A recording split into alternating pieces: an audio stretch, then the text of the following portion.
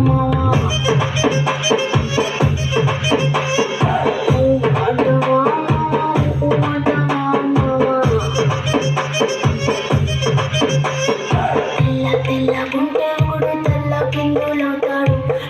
నల్లగుంటే ఒకడు అల్లారల్లరి చేస్తాడు తెలుపు నలుపు కాదు నీకు రంగుతో పని ఏముంది సందు దొరికిందంటే చాలు నీ మగ బుద్ధే వంకర బుద్ధి అంటవా మావా అంటవా మావా